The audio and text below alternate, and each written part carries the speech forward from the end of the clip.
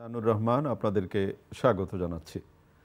বিভিন্ন জাতীয় দৈনিকে প্রকাশিত খবরের বিশ্লেষণ নিয়ে আমাদের আজকের এই অনুষ্ঠানে অতিথি হিসেবে উপস্থিত আছেন নাগরিক সংহতির সাধারণ সম্পাদক শরীফুজ্জামান শরীফ। স্বাগত আপনাকে অনুষ্ঠানে। পত্রপত্রিকায় প্রকাশিত কয়েকটা গুরুত্বপূর্ণ শিরোনাম আপনাকে পড়ে শোনাই, তারপর আমরা আলোচনায় যেতে চাই। প্রথম আলো, আজ পবিত্র ঈদে মিলাদুন্নবী, এস আলমের গৃহকর্মীর ব্যাংক হিসাবে কোটি টাকা, দেশ পুনর্গঠনে সহায়তা কামনা, আগ্রহ প্রকাশ যুক্তরাষ্ট্রের, মার্কিন প্রতিনিধি দল ঢাকায়। দৈনিক সমকাল, অর্থনৈতিক সংস্কারে পাশে থাকতে চায় যুক্তরাষ্ট্র, শরতে টানা বৃষ্টিতে বিপর্যস্ত দেশ, নতুন রাজনৈতিক শক্তির বিকাশ দরকার। দৈনিক যুগান্তর, দিনভর মার্কিন প্রতিনিধি দলের বৈঠক, অন্তর্বর্তী সরকারের পাশে থাকবে যুক্তরাষ্ট্র, পবিত্র ঈদে মিলাদুন্নবী আজ, বস্তায় বস্তায় ঘুষের টাকা বিদেশে পাচার, বাবা ছেলের সিন্ডিকেটে চলেছে স্বরাষ্ট্র মন্ত্রণালয়। কালের কণ্ঠ, বিদেশে অর্থ পাচারে আওয়ামী লীগের অর্ধশত মন্ত্রী এমপি, আজ পবিত্র ঈদে মিলাদুন্নবী, সংস্কারে সহায়তা দেবে যুক্তরাষ্ট্র। দৈনিক ইত্তেফাক, আজ পবিত্র ঈদে মিলাদুন্নবী, দেশ পুনর্গঠন ও সংস্কারে যুক্তরাষ্ট্রের সহায়তা চাইলেন ডক্টর ইউনূস, আশুলিয়ায় বন্ধ কারখানার সংখ্যা বৃষ্টিতে নেমেছে। বাংলাদেশ প্রতিদিন, সংস্কারে সরাসরি থাকবে যুক্তরাষ্ট্র, পাসপোর্ট অফিসের দালালের সহকারী থেকে সম্পদের পাহাড়, তাজুলের সহকারী 600 কোটি টাকার মালিক। মানব জমিন, সংস্কারে দৃঢ়ভাবে পাশে থাকবে যুক্তরাষ্ট্র, জাহিদ মালিক পরিবারে 6000 শতাংশ জমির খোঁজ, পবিত্র ঈদে মিলাদুন্নবী আজ। আজকের পত্রিকা, পাশে থাকার বার্তা যুক্তরাষ্ট্রের, 3 বছরের প্রকল্পের কাজ 7 বছরেও হয়নি, শিখি ভাগো। যায় যায় দিন, রাষ্ট্র সংস্কারে সরকারকে সহায়তা দেবে যুক্তরাষ্ট্র, আবারও মাথাচাড়া দিয়ে উঠেছে ডেঙ্গু। সময়ের আলো, সংস্কারে সহযোগিতা করবে যুক্তরাষ্ট্র, 1000 কোটি টাকার প্রকল্পের সুফল নেই, সমুদ্রের তলদেশ দিয়ে জ্বালানি তেল পরিবহন বন্ধ। দৈনিক জনকণ্ঠ, সংস্কার বাস্তবায়নে মার্কিন সহায়তা চান ডক্টর ইউনূস, দেশ পুনর্গঠনে যুক্তরাষ্ট্রের পূর্ণ সহায়তার আশ্বাস, পবিত্র ঈদে মিলাদুন্নবী আজ। দৈনিক ইনকিলাব, বাংলাদেশের পাশে যুক্তরাষ্ট্র, হাসিনার অডিও আস্ফালন, আজ পবিত্র ঈদে মিলাদুন্নবী। দৈনিক বাংলা, বিরামহীন বৃষ্টিতে জনজীবন বিপর্যস্ত, দেশ পুনর্গঠনে মার্কিন সমর্থন চাইলেন ডক্টর ইউনূস, আজ পবিত্র ঈদে মিলাদুন্নবী। আলোকিত বাংলাদেশ, প্রশাসন ফ্যাসিবাদ মুক্ত হয়নি, মির্জা ফখরুল, বাংলাদেশ পুনর্গঠনে যুক্তরাষ্ট্রের সহায়তা চান ডক্টর ইউনূস, প্রধান উপদেষ্টার সঙ্গে মার্কিন প্রতিনিধি দলের বৈঠক। শরীফ, আপনি শিরোনাম শুনলেন। আজ পবিত্র ঈদে মিলাদুন্নবী, আজ 22শে রবিউল আউয়াল, বিশ্বনবী হজরত মুহাম্মদ সাল্লাল্লাহু আলাইহি ওয়াসাল্লামের জন্ম ওফাত দিবস। সারা বিশ্বের মুসলমানরা এই দিনটিকে পবিত্র ঈদে মিলাদুন্নবী হিসাবে পালন করেন। আপনাকে ধন্যবাদ, দর্শক শ্রোতাদেরকে ধন্যবাদ। আমি শুরু করছি ঈদে মিলাদুন্নবী দিয়েই। মহানবী হজরত মুহাম্মদ সাল্লাল্লাহু আলাইহি ওয়াসাল্লামের জন্ম পৃথিবীতে একটা আলোকবর্তিকার মতো। তিনি অন্ধকারাচ্ছন্ন তার সমসময় এবং মানব জাতির জন্য যে শিক্ষা রেখে গেছেন, তার শিক্ষা শুধুমাত্র পরকালের শিক্ষা না, ইহকাল এবং পরকাল উভয়ের, মানুষ কিভাবে মুক্তি পেতে পারে, মানুষ কিভাবে নিজের জীবনকে পরিশুদ্ধ করতে পারে, তার প্রত্যেকটি জায়গায় তার নির্দেশনা আছে, তার পরামর্শ আছে, এবং তিনি নিজেই সেই পথে হেঁটে মানুষকে নির্দেশনা দিয়েছেন। যা মানব জাতির জন্য বলেছেন তিনি নিজেও সেটি পালন করেছেন। আমরা তার জীবন থেকে যদি শিক্ষাটা গ্রহণ করতে পারি, তাহলে আমাদের অনেক ইহজাগতিক অনেক সংকট থেকে আমরা মুক্তি পেতে পারি। কিন্তু লক্ষণীয় ব্যাপার হচ্ছে যে আমরা তাকে স্মরণ করি, কখনো কখনো পোশাকিভাবে তাকে স্মরণ করি, কিন্তু তার যে শিক্ষা মানবতার জন্য, মানুষের জন্য, নিজেকে পরিশুদ্ধ করার জন্য, এই শিক্ষাগুলো আমরা আসলে নিজেদের জীবনে প্রতিফলন ঘটাই না। তার বিদায় হজের যে ভাষণ, আপনি অনেক বিষয়ে শুনবেন আমাদের ধর্মীয় আলোচনায়, কিন্তু বিদায় হজের ভাষণ নিয়ে খুব একটা আলোচনা করা হয় না। অথচ পৃথিবীতে শ্রেষ্ঠ যতগুলো ভাষণ আছে তার একটা হচ্ছে বিদায় হজের ভাষণ, এবং যেখানে তিনি মানব জাতিকে ইহকাল এবং পরকাল, আপনার এই সময় আপনার জীবনটা কেমন হবে, কিভাবে আপনি গড়ে তুলবেন, নিজেকে পরিশুদ্ধ করবেন, সেই বিষয়ে সমস্ত নির্দেশনা আছে। অন্য ধর্মের প্রতি, মানব জাতির প্রতি আপনার আচরণ কি হবে, কিন্তু আপনি লক্ষ্য করে দেখবেন যে এই আলোচনাগুলো খুব বেশি একটা আমাদের আলোচনাগুলোর মধ্যে আসে না। তো আমি মনে করি তিনি যে শিক্ষাটা দিয়ে গেছেন, সেই শিক্ষায় যদি আমরা অগ্রসর হতে পারি তাহলে অনেক সমস্যা থেকে, অনেক সংকট থেকে আমরা মুক্তি পেতে পারি। অনেক ধন্যবাদ আপনাকে। আমরা একটু আজকের সংবাদপত্রে গুরুত্বপূর্ণ শিরোনামগুলো নিয়ে একটু কথা বলতে চাই। মার্কিন প্রতিনিধি দল ঢাকায়, দেশ গঠনের সহায়তা কামনা, আগ্রহ প্রকাশ যুক্তরাষ্ট্রের, এটি প্রথম আলোর শিরোনাম। অর্থনৈতিক সংস্কারের পাশে থাকতে চায় যুক্তরাষ্ট্র, এটা সমকালের শিরোনাম। কালের কণ্ঠ শিরোনাম করেছে সংস্কারের সহায়তা দিবে যুক্তরাষ্ট্র। ইত্তেফাকের শিরোনাম সহায়তা চাইলেন ডক্টর ইউনূস। এই যে সহায়তা দান, সব কিছু মিলিয়ে যে আজকের একটা পরিবেশ তৈরি হলো, আশাবাদ তো ব্যক্ত করাই যায় নাকি? ধন্যবাদ। প্রথম জায়গাটা হচ্ছে যে মার্কিন যুক্তরাষ্ট্রের সঙ্গে আমাদের নানা ধরনের সম্পর্কটা আছে। আমাদের অর্থনৈতিক সম্পর্কটা বেশ গভীর তাদের সঙ্গে। বিশেষ করে আমাদের জন্মের সময়, বিশেষ করে বাংলাদেশের 1971 সালের মুক্তিযুদ্ধ ইস্যুতে তাদের যে ভূমিকাটা ছিল এটি আমরা কম বেশি সবাই জানি।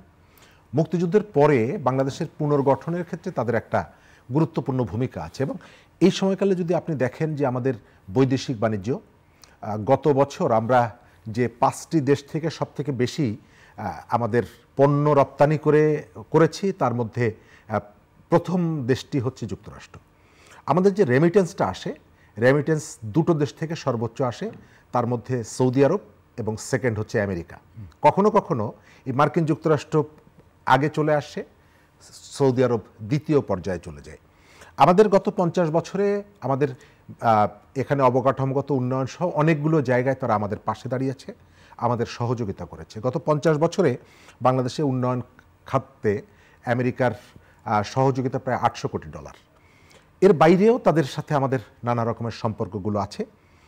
একই সঙ্গে তারা যখন এগিয়ে আসে, এই বিষয়গুলো আমাদের জন্য অনেকটাই, অর্থনীতির যে রক্তক্ষরণটা হচ্ছে তখন তাদের এগিয়ে আসাটা খুব গুরুত্বপূর্ণ, সহযোগিতার প্রস্তাবটা গুরুত্বপূর্ণ।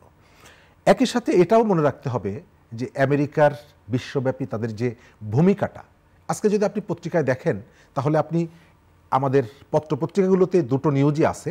একদিকে হচ্ছে যে আমাদের এখানে এই যে সহযোগিতাটা হচ্ছে, আবার ঠিক আজকে পত্রিকায় এসেছে ভেনেজুয়েলার সরকারকে উৎখাত করার জন্য সেখানে গত কয়েকদিন আগে একটা নির্বাচন হলো, যে নির্বাচনে সেখানকার জনগণ সন্তুষ্টি প্রকাশ করলেও আমেরিকার সমর্থিত সেখানে যে বিরোধী দল তারা এটি নিয়ে প্রশ্ন তুলেছে, এবং সেখানকার রাষ্ট্রপতিকে তারা অভিযোগ করেছে তাকে হত্যা করার জন্য একটা টিম এসেছিল এবং তাদের বেশ কয়েকজনকে তারা গ্রেপ্তার করেছে। আমি আমেরিকার সারা বিশ্বব্যাপী ভূমিকাটা মিশ্র, আপনি একেবারে এক দাগে ফেলে বলতে পারবেন না যে এই জায়গাগুলোতে তাদের কতগুলো নিজস্ব, কতগুলো উদ্দেশ্য, নিজস্ব কতগুলো স্বার্থ আছে। সারা পৃথিবীতে শান্তির কথা যেটা আমরা তাদের কাছ থেকে শুনি, কিন্তু এটি মধ্যপ্রাচ্যে যদি আপনি ফিরে যান তাহলে ওই যে ভূমিকাটা, সেই ভূমিকাটা কিন্তু রিভার্স হয়ে আসে আপনার কাছে। বাংলাদেশের গণতন্ত্র ফিরে আনার জন্য, বিশেষ করে মানুষের ভোটাধিকার প্রতিষ্ঠার জন্য আমেরিকা অনেক দিন ধরে চেষ্টা করছে, এবং এই কথাগুলো বলতে গিয়ে আমেরিকা অতীতের যে শাসক যারা ছিল তাদের রোষের শিকার হয়েছে, তাদের রাষ্ট্রদূতকে এখানে লাঞ্ছিত হতে হয়েছে, এবং এই যে জিনিসগুলো আমরা সবাই জানি। একই সাথে তারা আমাদের এখানে সংস্কারের ক্ষেত্রে কতগুলো সহযোগিতার কথা বলছে। আমি এটাকে ইতিবাচকভাবে দেখি, আমরা সংস্কারটা চাই, কিন্তু লক্ষণীয় ব্যাপার হচ্ছে যে এই ধরনের সংস্কারের জায়গাটা 1/11 পরবর্তী যে বাংলাদেশের যে রাজনীতি, সেখানেও কিন্তু এই ধরনের প্রস্তাবগুলো ছিল। অর্থাৎ আমাদের এখানে শুধুমাত্র ইলেকটেড গভর্নমেন্টকে না, নির্বাচিত সরকারের বাইরেও যারা এসেছে আমেরিকা তাদের সাথে ঘনিষ্ঠভাবে কাজ করেছে, এটি কিন্তু অস্বীকার করা যাবে না। আমাদের আমেরিকার সাথে যে সম্পর্কের কথা বললাম, আমাদের অর্থনৈতিক সম্পর্ক, আমাদের বাণিজ্যিক সম্পর্ক, এই জায়গাগুলোতে গুরুত্বপূর্ণ জায়গা আছে। আবার একই সাথে আমরা এটাও আপনাকে মনে রাখতে হবে যে আমাদের তৈরি পোশাক মার্কিন যুক্তরাষ্ট্রে প্রবেশের ক্ষেত্রে যে নিষেধাজ্ঞাটা আছে এটি তুলে নেওয়া হবে কিনা, এটি আমার কাছে মনে হয় যে আমাদের অর্থনীতির জন্য খুব এখন তো বোধ করি আমরা সেটা প্রত্যাশা করতেই পারি। আমরা সেটা আরেকটা বিষয় যেটা হয় যে ধরেন আপনি আমাকে খুব স্বার্থবিহীন সহযোগিতা করতে চাইলেন, তারপরেও আমার মনের ভিতরে নানা ধরনের সংকট, সংশয়, সন্দেহ দেখা দেয়। ওই যে বলে না যে ঘর ফোড়া গরুর সিঁদুরে মেঘ দেখলে ভয় পায়, ডরায়। তো সব কিছু মিলে এই যে যুক্তরাষ্ট্রের সহযোগিতার মনোভাব এবং তাদের যে আন্তরিক ইচ্ছে, এটা নিয়েও নানা ধরনের একটু মিশ্র ভয়, শঙ্কা, এটা কি আসে, আদৌ হয়? এটি আসে কেন আসে হচ্ছে তাদের কতগুলো হিস্ট্রির কারণে। আপনার মনে আছে যে 7 জানুয়ারি যে আমি এবং ডামির যে নির্বাচন, সেই নির্বাচন অনুষ্ঠিত হওয়ার পর যখন সরকারের মুখটা কিন্তু কিছুটা কালো ছিল, শেখ হাসিনা সরকারের, যখন আমেরিকা বলল যে আমি এই সরকারের সাথে কাজ করতে আগ্রহী, তখন কিন্তু তার মুখটা উজ্জ্বল হয়ে গেল, আলোকিত হয়ে গেল। অর্থাৎ সেই ধরনের একটা পরিস্থিতিতেও কিন্তু এটি সারা পৃথিবী জানত যে একটা ডামি নির্বাচনের মধ্য দিয়ে একটা সরকার পূর্ব নির্ধারিত ফলাফল এখানে নিয়ে এসে আবার তার ক্ষমতাকে অনেক ধন্যবাদ ক্ষমতাকে ধরে রাখলো। তারপরেও কিন্তু তারা বলেছে যে পরিবর্তিত পরিস্থিতি বিবেচনা করে আমরা তাদের সাথে কাজ করব। অর্থাৎ আমেরিকা এই রকমের জায়গাগুলোতে গণতন্ত্র, জনগণের শাসন এটি তারা বলে, কিন্তু পাকিস্তানের জিয়াউল হকের সাথে তারা কি কাজ করেনি? এই যে ইমরান খানকে বের করে দেওয়ার পেছনে তাদের কি কোনো ভূমিকা ছিল না? তো এই জায়গাটায় আমরা যদি মনে করি যে আমেরিকা সবসময়, ভারত সবসময়, চীন সবসময় আমাদের উন্নয়নের জন্য আসে, এই কথাটি আমি বিভিন্ন জায়গায় বলেছি। আমেরিকা, ভারত, চীন, রাশিয়া তারা কখনো আমাদের দেশগুলোতে বা পৃথিবীর কোথাও তারা গণতন্ত্রের জন্য যান না, তারা আইনের শাসনের জন্য যান না, তারা শান্তি সমৃদ্ধির জন্য যান না, তারা তাদের নিজেদের স্বার্থে যান। এবার তারপরেও আমরা বন্ধুর হাতটা অবশ্যই তাদের যে হাত বাড়িয়েছে, আমি এই হাতটাকে, এবং একই সাথে আমি এটাও বলতে চাই যে বাংলাদেশ সরকার যেহেতু একটা গুরুত্বপূর্ণ জায়গায়, বিশেষ করে আমাদের প্রধান উপদেষ্টা, তার একটা ভালো সম্পর্ক আছে যেটা আগের সরকারগুলোর কারোর সঙ্গেই ছিল না। তিনি তার এই যে ব্যক্তিগত সম্পর্কটাকে ব্যবহার করে, এবং দেশের মানুষ কিন্তু গত কয়েক বছর ধরে যখন সরকার তার উপরে নানাভাবে নিপীড়ন চালিয়েছে, তখন মানুষ কিন্তু সমালোচনা করেছে এইভাবে বলে যে এই মানুষটাকে আমরা ব্যবহার করে আন্তর্জাতিক পরিসরে আমাদের অনেকগুলো সুযোগ সুবিধা বাড়াতে পারি, আমি মনে করি যে উজ্জ্বল করতে পারি। তো আমি মনে করি যে তিনি যেহেতু এখন সরকারের সর্বোচ্চ পর্যায়ে আছেন, তিনি জনমতের ওই যে প্রতিধ্বনি সেটিকে বিবেচনায় রেখে এই জায়গাগুলোতে, আমি যেটা বললাম যে আমাদের এখানে ওই সিকিউরিটি ইস্যুতে আমেরিকার ভূমিকাটা নিয়ে নানা রকমের মিশ্র প্রতিক্রিয়া আছে, নানা রকমের প্রশ্ন আছে, সংশয় আছে। আবার আমাদের এখানে একটা বড় ইস্যু হলো রোহিঙ্গাদেরকে আমরা ফেরত দিতে পারবো কি পারবো না। আমি মনে করি, এটি আমি অনেক জায়গায় পাবলিকলি বলেছি, এই ইস্যুটার সাথে শুধুমাত্র ওই যে শেখ হাসিনা বলেছিলেন যে তার বোন বলেছে 16 কোটি মানুষকে খাওয়াতে পারলে এদেরকে খাওয়াতে পারবে কিনা, আমি মনে করি যে শরণার্থী ম্যানেজমেন্ট ইস্যুটা কেবল ভাত খাওয়ানো আর কাপড় দেওয়ার মধ্যে সীমাবদ্ধ না, এর সাথে অনেকগুলো বিষয় জড়িত। এবং আমি সরি টু সে মনে করি এই ইস্যুটার সাথে বাংলাদেশের অখণ্ডতার সম্পর্ক জড়িত। অনেক গুরুত্বপূর্ণ কথা বলেছেন। বাংলাদেশের অখণ্ডতার সম্পর্ক জড়িত। তারা যেভাবে আমাদের সমস্যা তৈরি করছে, অবশ্যই আমাদের নিরাপত্তা থেকে শুরু করে নানা রকমের সমস্যা। সুতরাং আমেরিকার এই অর্থ যেমন আমাকে সহযোগিতা করছে, তার সরকারের কাজে যেমন তার উৎসাহটা হয়তো তাদেরকে আরও উদ্বুদ্ধ করবে, একই সাথে আমি বলবো যে আমাদের ওই যে বাণিজ্যের ক্ষেত্রে একটা বড় জায়গা কোটা সুবিধা, আর দ্বিতীয়ত আমাদের এই যে রোহিঙ্গা ইস্যু, এটি এখন পর্যন্ত আমেরিকা অর্থ সহায়তা সব থেকে বেশি দিচ্ছে রোহিঙ্গাদের পুনর্বাসনের জন্য, কিন্তু আমি তো তাদেরকে দশকের পর দশক এখানে রাখবো না এবং তার জন্য আনিও নি। আমি মনে করি যে সরকার এই জায়গাটায়, এবং ইতিমধ্যে আমরা দেখছি প্রচুর রোহিঙ্গা আবার প্রবেশ করছে, সুতরাং খুব গুরুত্বের সাথে বিবেচনা করা এবং আমেরিকা সহ অন্যান্য যারা আছে তাদের সাথে এই বিষয়টা গুরুত্বের সাথে আলোচনা করা এবং তাদেরকে ফেরত নেওয়ার ক্ষেত্রে একেবারে আন্তরিকভাবে কার্যকর ব্যবস্থা নেওয়া। অনেক ধন্যবাদ আপনাকে। একটু দেশের রাজনীতি নিয়ে একটু কথা বলতে চাই। আজকের পত্রিকার শিরোনাম হয়েছে নতুন রাজনৈতিক শক্তির বিকাশ দরকার। টিআইবির আলোচনা সভায় ডক্টর ইফতেখারুজ্জামান বলেছেন, আমাদের সমন্বয়ক হাসনাত আবদুল্লাহ বলেছেন আপনারা আমাদের গাইড করুন। বাংলাদেশের মানুষ কিন্তু রাজনীতি প্রতি তাদের একটা অদম্য আগ্রহ। যে মানুষটা বলে যে আমি রাজনীতি করি না, আপনি দেখবেন আলোচনার সময় তিনিও ভেতরে ভেতরে রাজনীতি করেন, এবং তিনি রাজনীতি করেন বলে ওই কথাটাও এক ধরনের রাজনীতি। রাজনীতি ছাড়া আসলে মানুষের জীবন চলে না। আপনি কৃষক পেঁয়াজের দাম পাচ্ছে না, তার সাথে রাজনীতি জড়িত। আমি আমার সন্তানটিকে প্রপার ট্রিটমেন্ট দিতে পারছি না গ্রামে থেকে, এর সাথেও রাজনীতি জড়িত, প্রত্যেকটা বিষয়ের সাথে। সুতরাং আপনি রাজনীতি করেন বা না করেন, রাজনীতি আপনার জীবনের গতি প্রবাহকে নানাভাবে প্রভাবিত করে এবং নিয়ন্ত্রণ করে। বাংলাদেশের একটা নতুন পরিস্থিতি তৈরি হয়েছে 5ই আগস্টের পরে। বাংলাদেশের এই পরিস্থিতিটা আজকেই প্রথম তৈরি হলো, বিষয়টি এরকমের না। বাংলাদেশে এর আগেও এরকমের ফ্যাসিবাদী, স্বৈরাচারী নানা বর্ণের সরকারগুলোর বিদায় হয়েছে, এবং বিদায় হওয়ার পর এই ধরনের একটা আকাঙ্ক্ষার জায়গা থেকে, জন আকাঙ্ক্ষা প্রতিফলন ঘটানোর জন্য আমরা একটা চেষ্টা করি যে একটা নতুন রাজনৈতিক আঙ্গিক অথবা নতুন রাজনৈতিক একটা ধারা তৈরি করার জন্য। এবারের গণ আন্দোলনে, গণ অভ্যুত্থানে তারুণ্যের শক্তি যেহেতু চ্যাম্পিয়ন ছিল, তাদের স্যাক্রিফাইসটা বেশি, এবং এর সমাপনী জায়গাটায় সবথেকে গুরুত্বপূর্ণ ভূমিকা পালন করেছে তারা। আমি সমাপনী এই কারণে বললাম যে কারো কারো মধ্যে একটা বলার প্রবণতা আছে, যে সমস্ত রাজনৈতিক দলগুলো গত 15 বছর এই পতিত স্বৈরাচারের বিরুদ্ধে লড়াই করেছে, তাদেরকে একটু তুচ্ছ তাচ্ছিল্য করার একটা প্রবণতা আছে। আপনারা পারেন না, আমরা পেরেছি। কেউ না কেউ পারে, সবাই পারে না। কেউকে না কেউকে পারতে হয়, সবাই পারে না। এই ভবনটা অনেকগুলো ইটের প্রথম হয় না, সবাই প্রথম হয় না। এই ভবনটা অনেকগুলো ইটের উপরে দাঁড়িয়ে আছে, তার সাথে আরো কতগুলো আনুষঙ্গিক উপাদান, এখানে উপকরণ যুক্ত করতে হয়েছে। তো এখন এই বিল্ডিংটা যদি বলে একটা ইটকে যে তোমার কোনো ভূমিকা নাই, নো, অসংখ্য ইট।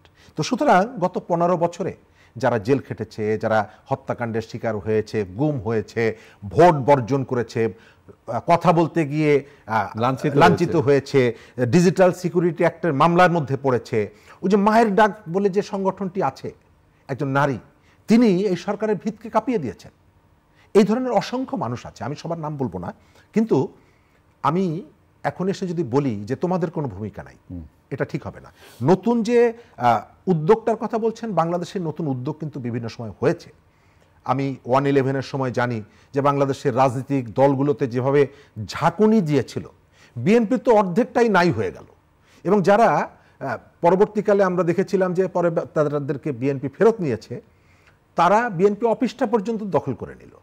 এবং সেই যে সংকটকালীন মুহূর্ত, আওয়ামী লীগের ভেতর থেকে মানে একেবারে গুরুত্বপূর্ণ 4 জন নেতা তারা শেখ হাসিনাকে মাইনাস করার জন্য ঘোষণা দিলেন। আমার খুব মনে আছে, মজা করে সেই ঘোষণাকে মতিয়া চৌধুরী বলেছিলেন গেরিলা কায়দায় 4 জায়গার থেকে সংস্কার প্রস্তাব, 4 নেতা 4 জায়গা থেকে। সুতরাং নতুন ধারা সৃষ্টি করার এখানে চেষ্টা হয়েছে। আমরা অবশ্যই নতুন ধারা চাই, তবে সেই নতুন ধারাটা কেমন হতে হবে? সেই নতুন ধারাটা যাতে কোনো শাসকের পারপাস সার্ভ না করে, নতুন ধারাটা এখানে বিকশিত হওয়া দরকার। এই নতুন ধারায় সেই তরুণকে আপনাকে যুক্ত করতে হবে, যে তরুণ ওই যে আমাদের যে বেসিক যে লাইন, আমাদের যে একেবারে মূল যে ভিত্তি মুক্তিযুদ্ধ, সেটিকে ওন করে। আমাদের এখানে বৈষম্যহীন যে আন্দোলনটা, এই বৈষম্যটা বিভিন্ন জায়গায় আছে। সেই বৈষম্যকে শুধুমাত্র একটা জায়গায় এক শাসকের বদলে আর এক শাসক, আপনার এই অনুষ্ঠানে আমি বলেছি আবুলের বদলে বাবুল, আমাদের যে রিফ্লেকশনটা আমরা দেখতে পাচ্ছি, আপনি সব জায়গায় দেখবেন সেই চাঁদাবাজি আছে, সেই দ্রব্যমূল্য বৃদ্ধি আছে, সেই পল্লী বিদ্যুৎ নিয়ে অন্যায় অবিচার আছে। গ্রাম অঞ্চলের ওই যে কয়েকদিন আগে আমি গ্রামে গিয়েছিলাম, আমাকে জেলেরা বলছে যে ভাই চাচা আমাদের কথা একটু বলবেন, যে আমরা এই যে সুন্দরবনে যাই, বাঘের মুখ থেকে, হরিণের মুখ, কুমিরের মুখ থেকে আমরা সাধারণত সরকারকে যে ট্যাক্স দেওয়ার কথা, সেই ট্যাক্স দেওয়ার পরে আরও 7 থেকে 8 গুণ অতিরিক্ত ঘুষ আমাদেরকে দিতে হয়। এখান থেকে আমরা কি কোনো মুক্তি পাবো না? অর্থাৎ মানুষের জীবনের যে সংকটগুলো, সেই আছে। তো নতুন ধারা কি সেই সংকট মোকাবেলা করতে ভূমিকা রাখবে? আমাদের এখানে যে তরুণরা এগিয়ে আসে, কিন্তু লক্ষণীয় ব্যাপার হচ্ছে আমাদের মধ্যে একটা পরিবর্তন আনতে হবে। আমি এটা বিভিন্ন সময় বলি যে আমরা 3টা ক্ষেত্রে আমরা ভালো মানুষ খুঁজি। 1, মেয়ে বিয়ে দেওয়ার সময়; 2, ঘর ভাড়া দেওয়ার সময়; 3 হচ্ছে লজিং মাস্টার রাখার সময়। এর বাইরে আপনি যান ইন্ডিয়াতে, মানে ওই 3টা জায়গায় আমার নিজের স্বার্থ জড়িত। কিন্তু আমি যে একটা সমাজকে, একটা রাষ্ট্রকে একটা ব্যক্তির হাতে বা একটা গোষ্ঠীর হাতে তুলে দিচ্ছি, তখন যতটা সেই জায়গায় সতর্ক হওয়া দরকার, আমি শেষ করবো এই জায়গাটায়। ভারতের কেজরিওয়াল কি নিয়ে আসলেন? আন্না হাজারের যে দুর্নীতি বিরোধী আন্দোলন, সেরা স্যান্ডেল ঝাড়ু নিয়ে আসলেন। আমি আমাদের দর্শকের কাছে জিজ্ঞেস করি, আজকে ঢাকায় যদি বাংলাদেশের রাজনীতিতে এমন কেউ আসতো, আপনি তাকে পাগল বলে সোশ্যাল মিডিয়ায় ঠাট্টা করে তাকে এখান থেকে বিদায় করে দিতেন এবং দিতেন। কেউ কেউ বলতে পারবেন যে না করবো, নো, আমার অতীতের অভিজ্ঞতা বলে যে এইখানে অনেক ভালো মানুষ এসেছে, সততার সাথে কাজ করার জন্য এসেছে, আমরা তাদেরকে দাম দেইনি। কিন্তু আপনি কেজরিওয়ালের কথা বলি, আমি মনে করি যে এই জায়গায় সেখানকার ভোটাররা তাকে দিল্লি এবং পাঞ্জাবের মতন দুটো রাজ্যে তাকে ক্ষমতায় বসিয়েছে। আমার এখানে যদি কেউ আসে, আমি তাকে প্রথম প্রশ্ন করি, কি উদ্দেশ্যে এসেছেন, কেন এসেছেন? অর্থাৎ আমরা এখানকার আমাদের মাইন্ড সেটআপটা হচ্ছে আওয়ামী লীগ এবং বিএনপি, নৌকা এবং ধানের শীষ, তার বাইরে আমরা যেতে চাই না। আমি মনে করি যে পরিবর্তিত অবস্থায় নিজেকে পরিশুদ্ধ করেন, পরিবর্তনটা নিজের জীবনে নিয়ে আসেন। এই দেশটা তরুণরা অনেক কিছু দিতে পারবে যদি তারা তাদের কথা এবং কাজের মধ্যে মিল রাখে। আমাদের এখানে তরুণরাও কিন্তু বিপথে চলে যায়, কথা কাজের মধ্যে মিল থাকে না। গত কয়েকদিন ধরে অনেকগুলো ঘটনা আমরা দেখছি, না বললেও দর্শকরা জানেন, বুঝতে পারছেন যে গত কয়েকদিন ধরে নানা রকমের হৃদয়ে রক্তক্ষরণ হওয়ার মতন অনেক ঘটনা আমাদের সামনে আসছে। মাত্র তো 1 মাস গেল, এখনই আমরা এই আলোচনাগুলো করতে চাই না, আমরা আশাবাদী হতে চাই। মাননীয় পরিবেশ উপদেষ্টা একটি গুরুত্বপূর্ণ কথা বলেছেন। কেন এই আলোচনাটি করতে চাই, যে আপনি বাজারে গেলে দেখবেন যে আপনি নেবেন না নেবেন, আপনাকে পলিথিন ধরিয়ে দেবে। এক ভদ্রলোক কিন্তু 20টা পলিথিনে রান্না বাজার ঘাট করে নিয়ে আসলেন, এবং এটা আমি ফেলে দিলাম, এটা আমি নদীতে পড়লো বা কোথায় পড়লো, পচলো কি পচলো না সেটা নাই। পরিবেশের যে বিপর্যয়টা ঘটছে, আগামী অদূর ভবিষ্যতে যে কি হবে সেটা কিন্তু আমরা কেউ ভাবি না। যেটা ওই যে পণ্যে পাটজাত মোড়কের ব্যবহার নিশ্চিত করতে হবে, তিনি এই কথাটি বলেছেন, এবং আমরা শুনলাম যে আগামী 1 তারিখ থেকে পলিথিনের ব্যবহার নিষিদ্ধ হবে। কি মনে হয়? প্রথম জায়গাটা, আমি রেজওয়ানা আপাকে আমরা অনেক দিন ধরে চিনি, আমাদের সাথে দীর্ঘ পরিচয়, তার কাজের সূত্র ধরে আমি তার প্রতি আস্থা রাখি, এবং আমি মনে করি যে তিনি যেটা মিন করেছেন এটি তিনি অনেক দিন ধরে এই কথাগুলো বলে আসছেন এই দায়িত্ব গ্রহণ করার আগে। সুতরাং তিনি এটি চেষ্টা করবেন। আমাদের সরকারগুলো, অতীতের যে সরকার, আমরা দেখেছি যে পলিথিন নিষিদ্ধ করেছে বারবার, কিন্তু প্রকৃতপক্ষে নিষিদ্ধ হয়নি। সরকারের ঘোষণা ছিল, এবং পাটজাত পণ্য এখানে বাজারে নিয়ে আসার জন্য বিশেষ করে পলিথিনের বিকল্প হিসাবে প্রচুর অর্থ ব্যয় করা হয়েছে, এবং সেই অর্থ প্রপার কাজে লাগেনি। বুড়িগঙ্গা নদীর তলদেশ থেকে ময়লা অপসারণ থেকে শুরু করে নানা রকমের হাস্যকর যে কাজগুলো গুরুত্বপূর্ণ ছিল, কিন্তু এগুলোকে মিন করে করা হয়নি। আমরা আশা করি শুধুমাত্র সরকারের দায়িত্ব না, দায়িত্ব আমারও আছে, নাগরিক হিসাবে আমার দায়িত্ব আছে। আমাদের এখানে সরকার এবং নাগরিকের দায় এবং দায়িত্ব আছে। আমি এটা অনেক সময় বলি, আপনি বলবেন যে মানুষকে সচেতন করতে হবে, আমি সেটি মনে করি না। আমি মনে করি আমার দেশের মানুষ যথেষ্ট সচেতন। এই যে রাস্তায় ময়লা ফেলি, আমি সবসময় এটা বলার চেষ্টা করি, আমি জানি ময়লাটা নিয়ে বের হই, তারপরে এদিক সেদিক তাকাই এবং শেষকালে এসে আপনার বাড়ির সামনে রেখে যাই। আপনি যদি বলেন যে আমাকে সচেতন করবেন, নো, আমি সচেতন বলেই তো আমার ঘরের মধ্যে রাখি না। আমি সচেতন বলেই তো আপনাকে ঘরের মধ্যে রাখি না। আমি সুবিধাবাদী, আমি স্বার্থপর, নিজের সুবিধাটা বেশি করে দেখি। আমি মনে করি যে সরকারের এই উদ্যোগটাকে সফল করা সম্ভব হবে যদি আমরা সহযোগিতা করি। বাসার থেকে যাওয়ার সময় একটা ব্যাগ হাতে করে নিয়ে যাওয়া, এতে আপনার আত্মমর্যাদা কোনোভাবে নষ্ট হয় না। আমরা তো আগে নিতাম, আমরা তো নিতাম, আমাদের পূর্বপুরুষরা নিত। হ্যাঁ, বাজার করতে যাওয়ার আগে একটা ব্যাগ হাতে নিয়ে তারপরে বাজারে যেত। তো এই জায়গাটায় আমরা প্রত্যেকটা জায়গায় ওই যে মানে সোশ্যাল মিডিয়াতে অন্যান্য জায়গায় আমরা মডার্ন হয়ে গেছি। তো আমি মনে করি যে আপনি শুধুমাত্র সরকারকে সমালোচনা করবেন, সরকার এটি করছে না, সরকার সেটি করছে না, সরকারকে চাপ দেন এবং নিজেও একটু সহযোগিতা করেন। অনেক অনেক ধন্যবাদ আপনাকে। প্রিয় দর্শক, আমাদের আলোচনা নিশ্চয়ই আপনারা শুনলেন, ভালো থাকবেন। আজ পবিত্র ঈদে মিলাদুন্নবী উপলক্ষে দৈনিক পত্রিকাগুলো কাজ বন্ধ থাকবে, কাজে আগামীকাল পত্রিকা প্রকাশ হবে না, আমাদের এই অনুষ্ঠানটি বন্ধ থাকবে। নিশ্চয়ই পরশু থেকে আমরা আবার আপনাদের সামনে হাজির হব। ভালো থাকবেন, খোদা হাফেজ।